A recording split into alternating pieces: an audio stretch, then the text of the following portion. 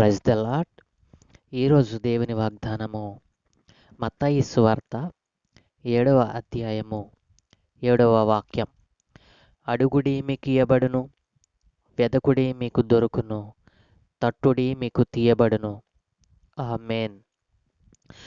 ప్రభునందు ప్రియ దేవుని జనాంగమా, మన దేవుడును ప్రియ రక్షకుడునైన యేసుక్రీస్తు ప్రభుల వారి దివ్యనామమున మీ అందరికీ శుభములు తెలియచేస్తూ,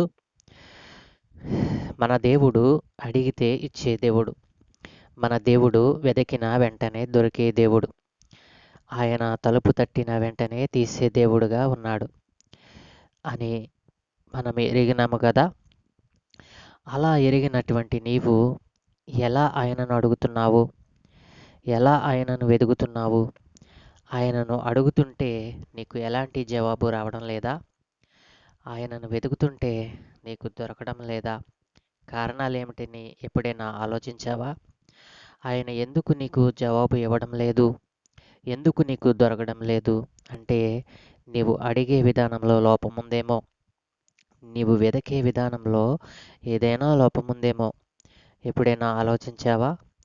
కావున దేవుడు నీకు జవాబు ఇవ్వడం లేదు అనంటే, నీకు ఆయన దొరకడం లేదు అంటే, ఆయన నీకు జవాబు ఇవ్వాలి అంటే నువ్వేం చేయాలి? ఎలా ఆయనను వెతకాలి?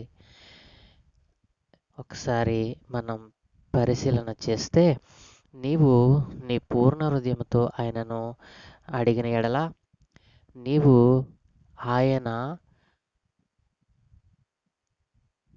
దానిని నీకు ఇస్తాను అంటున్నారు.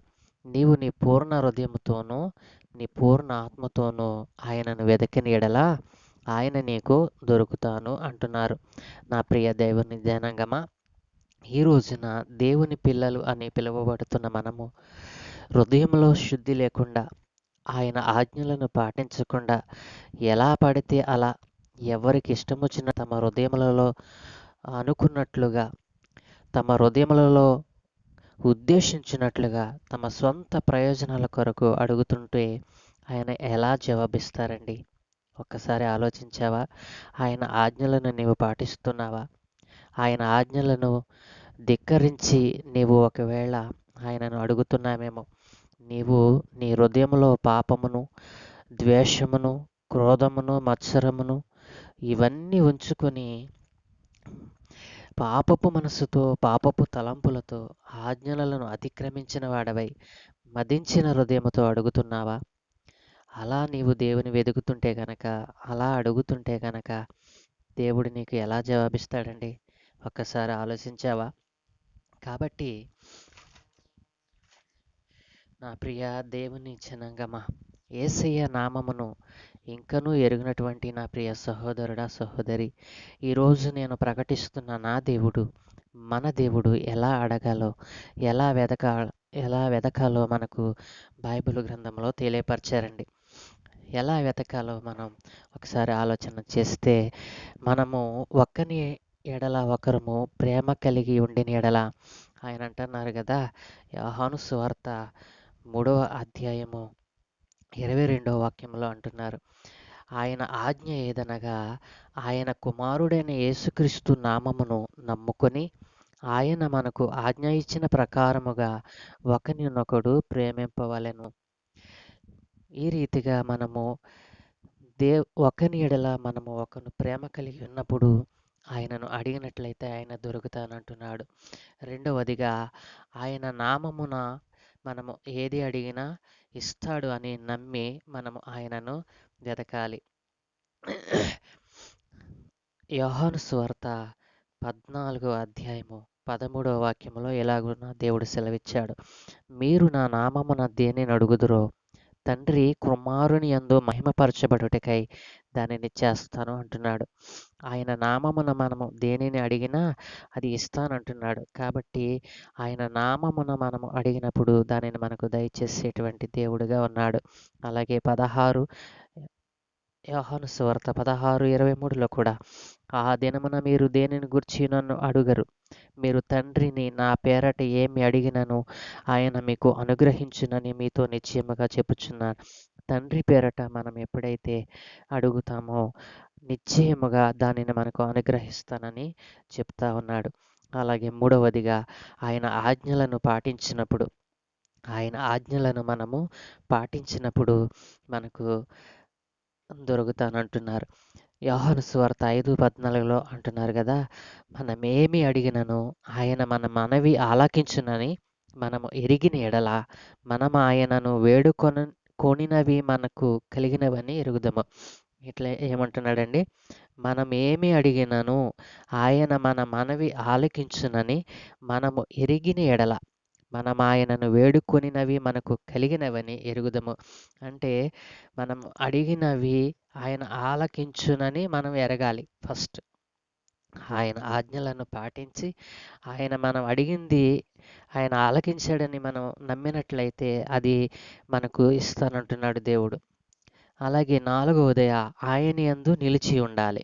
ఆయన యందు నిలిచి ఉండటం అంటే ఏంటంటే ఆయన చెప్పారు కదా, యోహాను సువార్త 15:7లో ఆయన అన్నారు, మీ యందు నా మాటలను 15:7లో ఆయన ఇలాగన్నారు. యోహాను సువార్త 15:7 మీ యందు నా యందు మీరును మీ యందు నా మాటలను నిలిచి ఉండిన యెడల మీకు ఏది ఇష్టమో అడుగుడి, అది నేను మీకు దయచేస్తానని దేవుడు వాగ్దానం చేశాడు. కాబట్టి ఈ రీతిగా మనం దేవునిని అడిగినప్పుడు ఆయన మనకు దయచేస్తానంటున్నాడు. అలాగే ఆయన రాజ్యమును నీతిని వెదికిన యెడల ఆయన రాజ్యమును నీతిని మనం ఎదికిన యెడల ఆయన మనకు దొరుకుతాను అంటున్నాడు. ఆయన రాజ్యమును నీతిని మనం వెదికిన యెడల ఆయన మనకు దొరుకుతానంటున్నాడు. ఆయన దొరుకు కాలమున ఆయనను మనం వెతకాలి. యెషయా గ్రంథము 55:6లో ఆయన దొరికే కాలమున మనం ఆయనను వెతకాలి. ఆయనను ప్రేమించే వారికి ఆయన దొరుకుతానంటున్నారు. సామెతల గ్రంథము 8:17లో సామెతల గ్రంథం 8:17లో ఏమంటున్నారంటే, నన్ను ప్రేమించు వారిని నేను ప్రేమించుచున్నాను, నన్ను జాగ్రత్తగా వెదుకువారు నన్ను కనుగొంటారు. కాబట్టి ఇలాగున దేవుడు మనకిచ్చినటువంటి అనేక వాగ్దానములు, అనేక వచనములు మనము బైబిల్ గ్రంథంలో నుండి మనం చూడగలమండి. ఇలాగున మనము దేవునిని అడిగినట్లయితే, ఆయనను ఇలాగున వెతికినట్లయితే మత్తయి 7:8లో అంటున్నాడు కదా, అడిగే ప్రతివాడును పొందుకుంటాడు, వెదికే వానికి ఆయన దొరుకుతాడు, తట్టువానికి ఆయన తలుపు తీస్తాడు. ప్రియ దేవుని జనాంగమా, ఎలా దేవుని అడగాలో, ఎలా వెదకాలో దేవుడు ఈ రోజున నీతో సెలవిచ్చి ఉన్నారు. మొదట ఆయన ఆజ్ఞలను పాటించడం ద్వారా విశ్వాసమును పెంపొందించుకొని నీ పూర్ణ హృదయముతోను నీ పూర్ణ ఆత్మతోను నీ దేవునిని అడిగిన యెడల ఆయనను నీ పూర్ణ ఆత్మతోను నీ పూర్ణ హృదయముతోను ఆయనను వెదకిన యెడల ఈరోజే నా దేవుడు మన దేవుడు మనకు దొరుకుతానంటున్నాడు. కాబట్టి ఆయన యందు విశ్వాసం ఉంచి ఆయనలో నీవు నిలిచి ఉన్నట్లయితే, ఆయన ఆజ్ఞలను నువ్వు పాటించగలిగినట్లయితే, ఆయన ఆజ్ఞల మీద నీవు నడుచుచున్నట్లయితే ఈ రోజున దేవుడు నీకు దొరికే దేవుడుగా ఉన్నాడు. ఆయన వెతికినట్లయితే ఆయన నీకు దొరుకుతానంటున్నాడు. కాబట్టి నా ప్రియ దైవ జనాంగమా, ఈ రోజున ఈ వాగ్దానమును బట్టి చిన్న ప్రార్థన మనం చేద్దామా? యేసయ్యను నీ సొంత రక్షకునిగా అంగీకరించినట్లయితే ఆయన నీకు దొరుకుతానంటున్నాడు. నీవు అడిగితే ఇస్తానంటున్నాడు. కాబట్టి ఈ రోజునే ఒక నిర్ణయం చేసి ఆయన పాదాల చెంత మనము ఒక మనవి చేద్దాము. ప్రార్థన.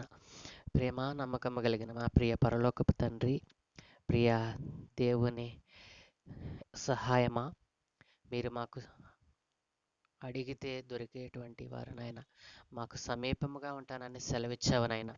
ఈరోజు నాయన మీరు మాకు ఇచ్చిన ఈ వాగ్దానము తండ్రి, అయా మేము ఎలా అడగాలో ఎలా వెతకాలో మీరు మాకు తెలియచేశారు నాయన.